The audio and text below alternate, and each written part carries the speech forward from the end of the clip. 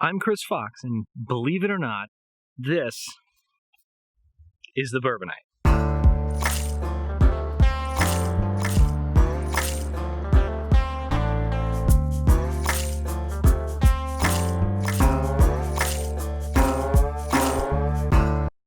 I may have mentioned at one point or another that I was relocating, getting out of Wisconsin and heading towards, well, the much warmer south. And now that things are starting to settle, I'm able to get back to it a little bit. There was one video that I recorded before we left for Arizona. Now, right about that time, the coronavirus hit and everything got a little crazy, so hadn't had time to really get back to it. So here's a little bit about pomp, circumstance, and I guess, well, some of the tradition that's behind bourbon. I'm not one for pomp and circumstance, right?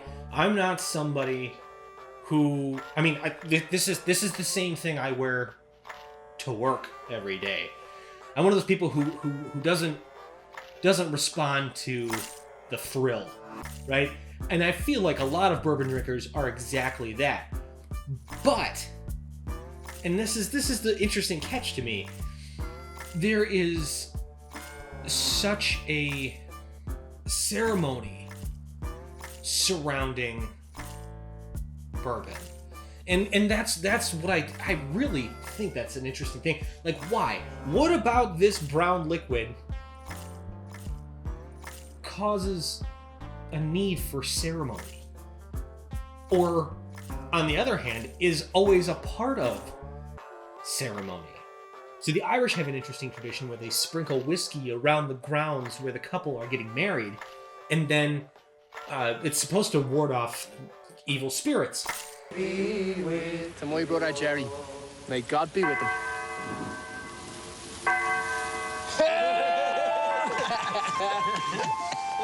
There's a more Americanized tradition where you're supposed to take a bottle of bourbon before a wedding and bury it on the grounds upside down, and it's supposed to prevent rain on the wedding day.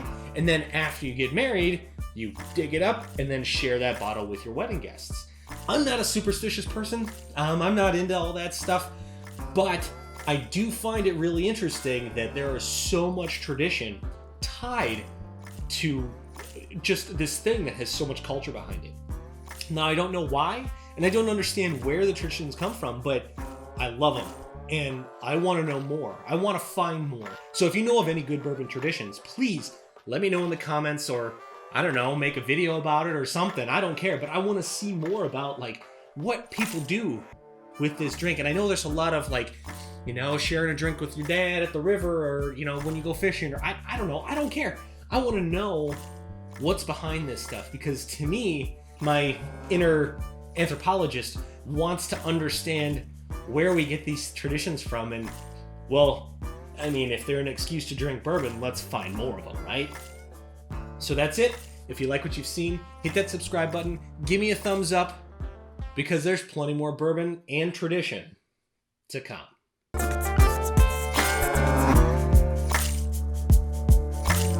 So if you know of any good bourbon traditions, my inner anthropologist